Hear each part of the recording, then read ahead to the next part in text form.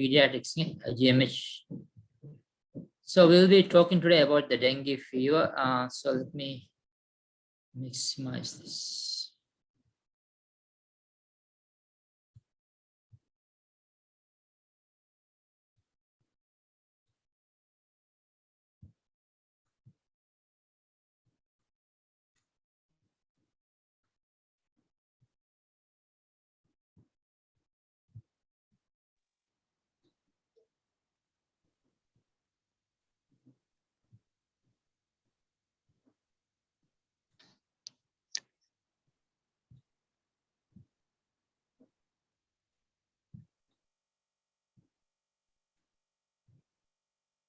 I think everyone can see the screen, right? Can see? Yes, we can see the screen. All right. So today we'll be talking about the dengue management. So as you know, the dengue is a little bit increasing nowadays. And thank you, Minister of Health team, and then the chosen teams as well. So I'm Faisal from Pediatrics, GMH. So we'll be talking about the management of dengue fever, especially in Maldives. Okay. So as all of you know, this is the vector for dengue. This is Aedes. There are two species, Aedes aegypti as well as Aedes albopicus.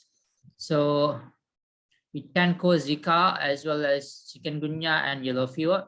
And dengue, there are, as you know, there are 4 types, 1, 2, 3, and 4, right? So there are 4 types of dengue. So that means actually you can get dengue fever 4 times in your life. Sometimes you will find patients who come with the 2nd time and 3rd time, even 4th time with the dengue fever in Maldives, because it's so common in Maldives. We are talking to you because you are very, very important in managing the dengue fever, because the more, the better you manage the case, the less mortality will be. And even if the patient goes into the severe part, still we can save the patients, inshallah. So it's very important that people at the peripheries in the islands know how to manage the dengue.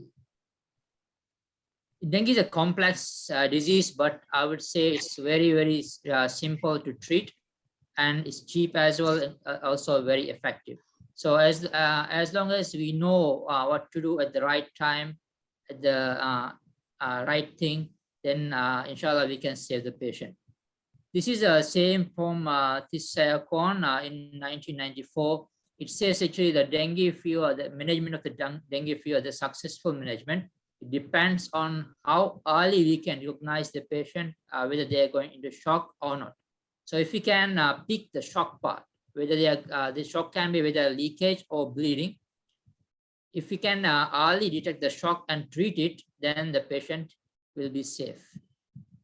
If we don't, then of course they will end up with a prolonged shock, and then they will start bleeding, which is quite unsuccessful most of the time to treat these patients.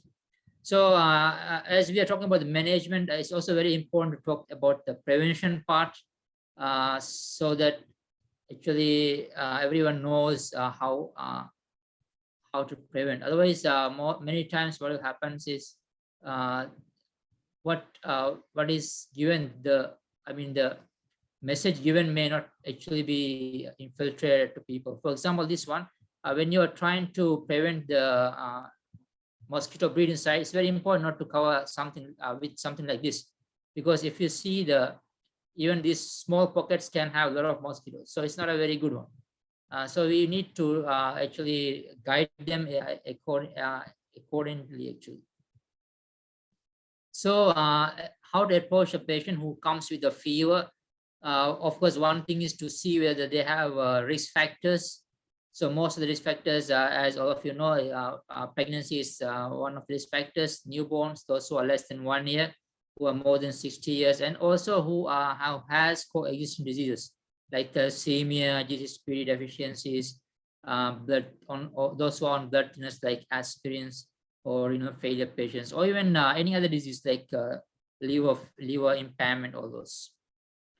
So when you have a lot of cases of dengue, or even if you don't have much cases, you can still do a tourniquet test. So how do you do it is, I first take the blood pressure and then